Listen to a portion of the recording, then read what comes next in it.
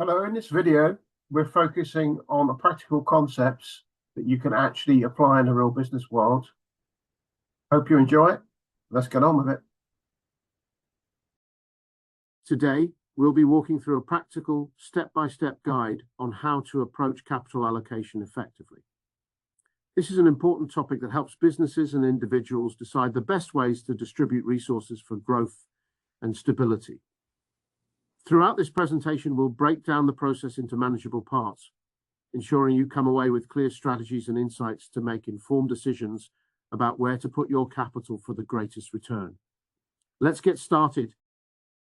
Capital allocation is a key responsibility for business leaders, yet it's often misunderstood.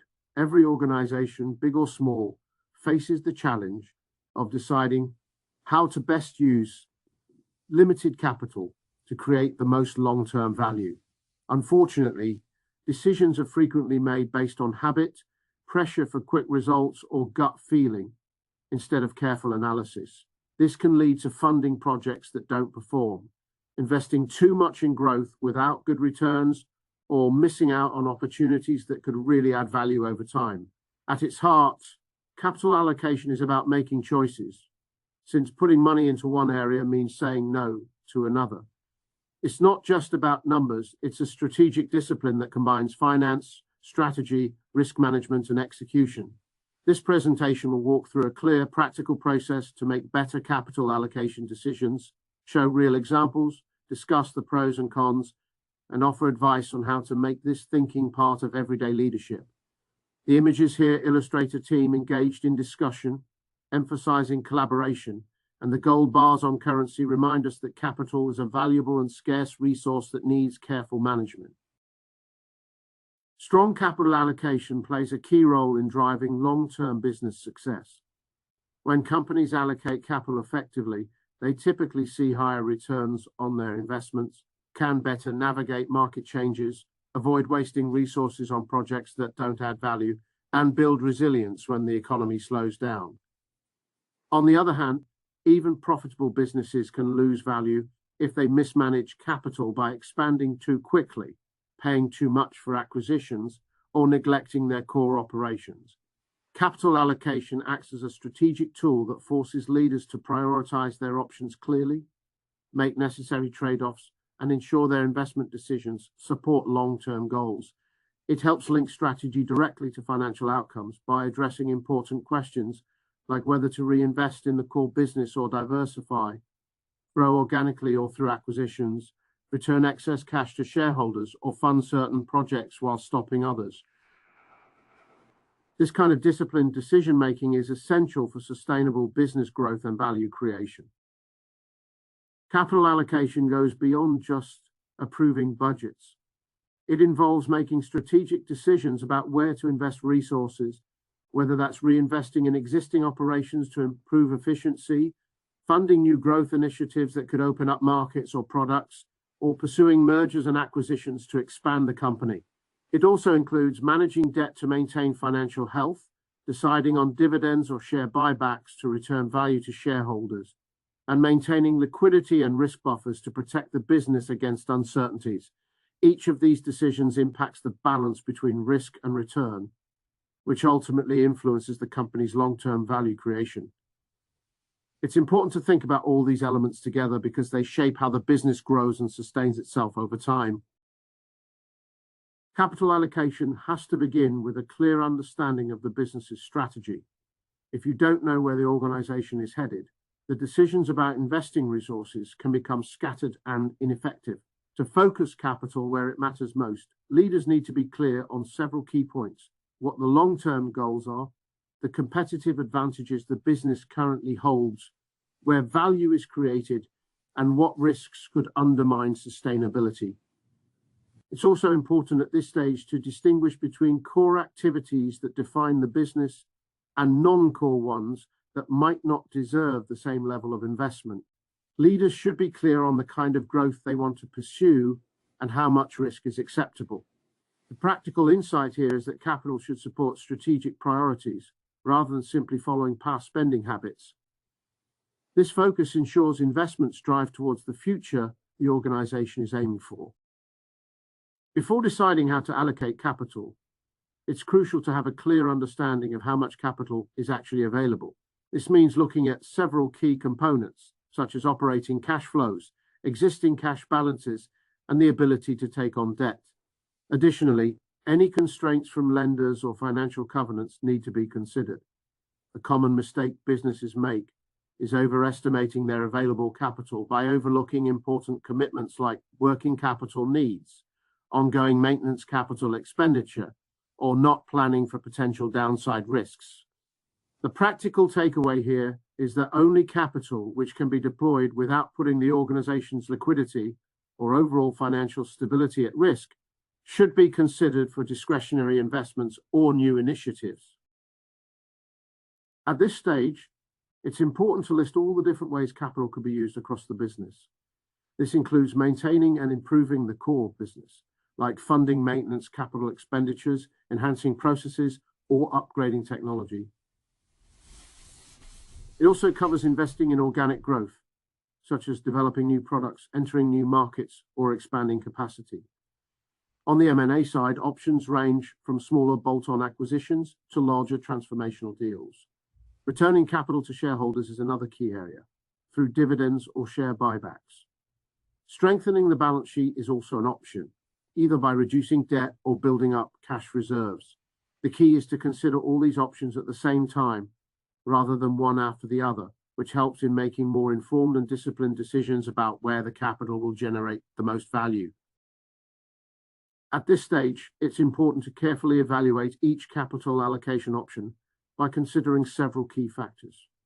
First, look at the expected returns using measures like ROIC, IRR, and NPV to understand the potential financial benefit.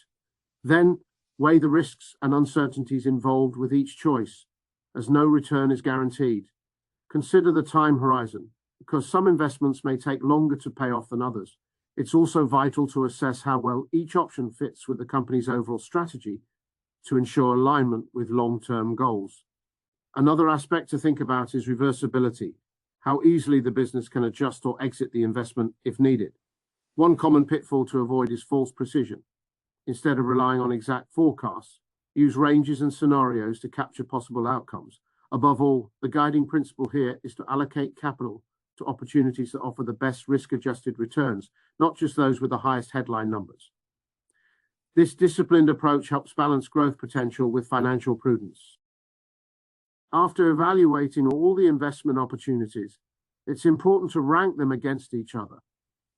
This process helps us have honest discussions about which projects really deserve funding, which are merely nice to have, and which legacy investments may need to be reduced or stopped altogether. It's a necessary step to decisions around capital allocation need to be explicit and clearly documented, so there's no confusion about what has been approved, deferred, or rejected. It's important that these choices are directly linked to the strategic rationale we've defined, ensuring every allocation supports our overall goals. Setting clear capital limits helps prevent spending from getting out of control, because vague or ambiguous commitments often lead to unchecked use of funds. Approving specific investments and clearly deferring or rejecting others keeps the process disciplined and transparent, allowing us to manage resources effectively and stay aligned with our strategic priorities. Capital allocation only delivers value when it is paired with disciplined and strong execution. For this to happen, there must be clear ownership of each project so everyone knows who is responsible for outcomes. Defining milestones helps track progress and ensures that the work stays on schedule. Using performance metrics allows you to measure success objectively and identify any issues early. Regular reviews create accountability and give teams a chance to adjust plans as needed. It's important to challenge projects that are falling short rather than protect them for political reasons, as this can drain resources and reduce overall value. Keeping this discipline ensures the capital you've allocated drives real results. Capital allocation is an ongoing process, not something you do once and then forget. It's important to consistently compare the actual returns with what was expected to see if investments are performing as planned. Along the way, you should reflect on what worked well and what didn't so you can learn from both success and failure. At the same time, external conditions like market trends, regulatory changes, or competitive shifts can influence how capital should be used. Because of this, capital needs to be reallocated flexibly, adjusting your investments based on the latest information and insights to ensure resources are always directed where they can create the most value.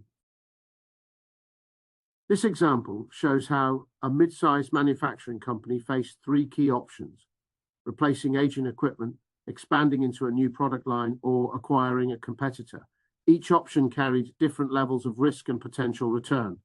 Management decided to prioritize maintenance investment first to protect the steady cash flows from existing operations, and then pursue a phased approach to product expansion, which offers growth potential with manageable risk.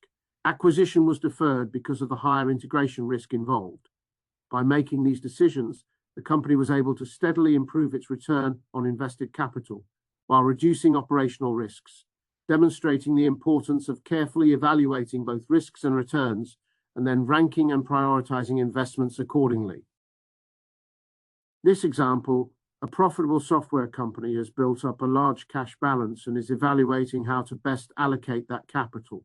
The options on the table include aggressive investment in research and development, acquiring a smaller competitor, or carrying out share buybacks.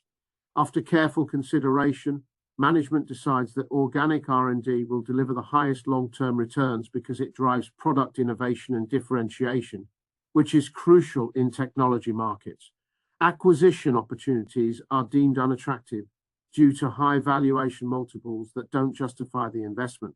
As a result, any excess cash beyond what's needed for R&D is returned to shareholders through buybacks or dividends. This approach balances growth and disciplined capital return, ensuring the company strengthens its competitive position while rewarding investors responsibly. This privately owned services firm was facing declining margins, which prompted a thorough review of how capital was allocated. They found that too much capital was tied up in divisions that weren't generating strong returns, while at the same time, they hadn't invested enough in digital capabilities, which are crucial for staying competitive. To address this, they decided to divest the underperforming units and reallocate that capital toward automation and technology. This decision allowed them to reduce costs, increase efficiency, and ultimately achieve higher margins, along with better scalability for future growth. The example clearly shows how strategic capital reallocation, focused on areas with higher potential, can create measurable improvements in business performance. A structured capital allocation approach improves long-term value by channeling funds toward the highest return opportunities, ensuring growth and profitability. It also strengthens risk management by explicitly assessing potential downsides, which helps avoid unexpected losses. By aligning investments with strategic priorities, it keeps the company focused on its goals. Clear ownership and defined performance metrics create accountability, leading to better execution of capital projects.